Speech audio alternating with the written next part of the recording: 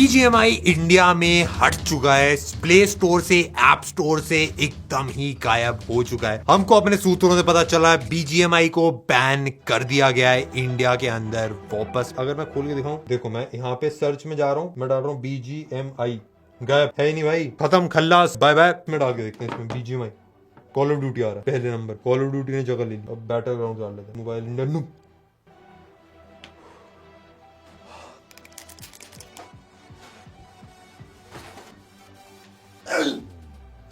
पूरी न्यूज बताते हैं। जिनको याद होगा पबजी को बैन करा गया था प्राइवेसी रीजंस की वजह से, सेक्शन 69A लगाया गया था और इस बार फिर से 50 एप्स के साथ साथ BGMI को भी प्ले स्टोर से रिमूव कर दिया गया है और ऐप स्टोर से भी एप्पल बाय बाय हो चुका है, बंदूकें नीचे रख देगी है, अब कोई चिकन डिनर नहीं हो पाएगा। मतलब क्या साइड में एक्चुअली काफी सारी एप्स बैन हुई है, मैं सारी की लिस्ट जितनी है वो डिस्क्रिप्शन में डालने की कोशिश करूंगा। BGMI एक टॉप गेम है, इसके ऊपर ई स्पोर्ट टूर्नामेंट, अलग अलग लाइव स्ट्रीमर्स हैं, सब लोग, पूरी एक इंडस्ट्री है जो गेमिंग इंडस्ट्री इसी गेम के अराउंड बिल्ड करी गई है और काफी सारे लोग खेलते हैं। बट अभी रिसेंटली आपने नोटिस करो, क्राफ्टॉन जिस कंपनी ने BGMI को बनाया, उन्होंने बोला है कि उन्होंने $100 मिलियन और इन्वेस्ट करे हैं इंडियन सब कॉन्टिनेंट में, मतलब सारी एप्स क्रिएट करने के लिए और अलग अलग गेम्स क्रिएट करने के लिए। अभी रिसेंटली BGMI से रिलेटेड काफी ज्यादा नेगेटिव न्यूज आने लगी थी। काफी सारे बच्चे बिना पूछे पेरेंट्स के क्रेडिट कार्ड या डेबिट कार्ड या पेटीएम यूज करके बहुत ज्यादा खर्चा कर देते गेम के अंदर और उसका रिफंड लेना काफी ज्यादा डिफिकल्ट हो जाता था और काफी दुर्घटनाएं भी घटी गई है। मैं डेप्थ में ज्यादा जाने की कोशिश नहीं करूंगा, बट आप थोड़ा बहुत समझ गए, काफी ज्यादा नेगेटिव पब्लिसिटी हो गई थी BGMI कह रहा हूं। और जिनको याद नहीं है, पबजी जब बैन करी गई थी उसके बाद BGMI अपने साथ साथ काफी रूल्स और रिस्ट्रिक्शंस के साथ आई थी। जितने भी सर्वर्स थे, जितना भी डेटा था, वो सारा इंडिया में रहता था। खून को ग्रीन कर दिया गया था, किल की जगह फिनिश आता था, टाइम लिमिट लगा दी गई थी, पेरेंटल कंट्रोल्स ऐड कर दिए गए थे और भी बहुत सारी चीजें थी जो गेम के अंदर ऐड करी गई थी, जो मतलब सेफ टू प्ले बनाने की कोशिश करी गई थी। बट ये सारी चीजें तब भी अच्छे से नहीं हो पाई। जितनी भी पहले एप्लीकेशंस रिमूव करी गई हैं इंडियन गवर्नमेंट द्वारा, वो सारी सेक्शन 69A के तहत करी गई हैं। ये इंफॉर्मेशन टेक्नोलॉजी एक्ट जो है उसके द्वारा ministry of electronics and information technology है जो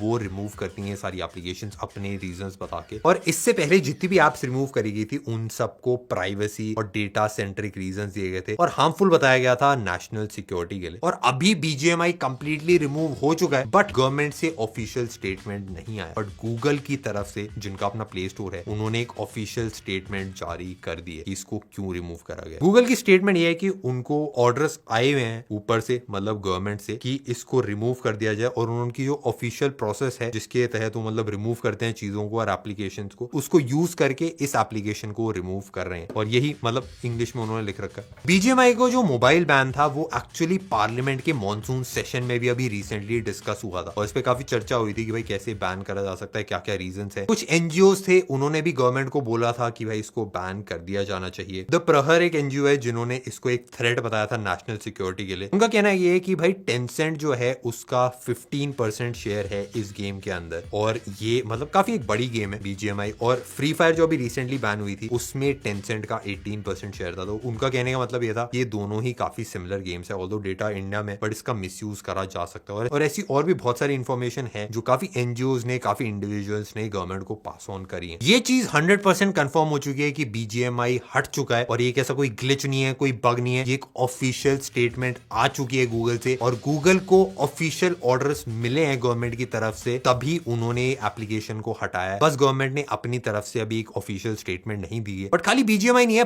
50 एप्लीकेशन और हैं जो बैन हो चुकी हैं। मैं कुछ एप्लीकेशन का नाम बताने की कोशिश करता हूँ। ज्यादातर काफी छोटी छोटी एप्लीकेशन है, universal PDF scanner, private messages, premium SMS, smart SMS, text SMS, blood pressure checker, funny keyboard. ये सारी ऐसी एप्लीकेशंस हैं जो आपके मतलब कीबोर्ड और कॉन्टैक्ट्स और फोन की एक्सेस लेके जितना भी डेटा है वो मतलब अलग अलग कंट्रीज में है उसका मिसयूज करती हैं और इनको हटाना मतलब जेन्युइन एक बनता भी है। पिछली बार जो ministry of electronics and information technology की स्टेटमेंट थी वो ये थी कि ये डेटा और यूजर जितना भी कंटेंट है उसको सस्पिशियस मैनर में और उसको कॉम्प्रोमाइज करती थी पर्सनल डेटा को, मतलब गलत कामों के लिए डेटा यूज करा जा रहा था और अलग अलग जगह भेजा जा रहा था। और जो कंट्री की सॉवरेनिटी है, इंटेग्रिटी कम्युनिटी है उस पे इफेक्ट कर रहा था और इसीलिए इन सारी एप्लीकेशंस को बैन करा गया था। और इस बार भी इससे पहले काफी सारी नेगेटिव पब्लिसिटी और काफी सारी रिपोर्ट्स पास ऑन करी गई थी गवर्नमेंट को और इसीलिए मेरे हिसाब से गवर्नमेंट ने एक्शन लिया होगा। अभी रिसेंटली न्यूज आई थी कि टिकटॉक भी वापस आने वाले इंडिया में। अब मेरे को उसमें भी थोड़ा डर लग रहा है कि आएगा कि नहीं आएगा, बट BGMI रिमूव हो चुकी है प्ले स्टोर से, ऐप स्टोर से। इंडिया में काफी ज्यादा चांसेस है कि अब आप कभी नहीं खेल पाएंगे, बट PUBG की न्यू स्टेट अभी भी लाइव है, जाके अगर आपका मन हो खेल सकते हैं जब तक है। बट मजाक की बात साइड में, भाई गवर्नमेंट ये सारी एक्शन ले रही है, मेरे हिसाब से कुछ सोच समझ के ही ले रही होगी। तो जितनी भी चीजें हैं, जितनी भी इन्फॉर्मेशन है, हम आपको क्लियरली बताने की कोशिश करते हैं और आप भी हमको कमेंट करके बताइए कि आपको ये न्यूज सुन के कैसा लगा। और हम मिलते हैं नेक्स्ट वीडियो में। बाय।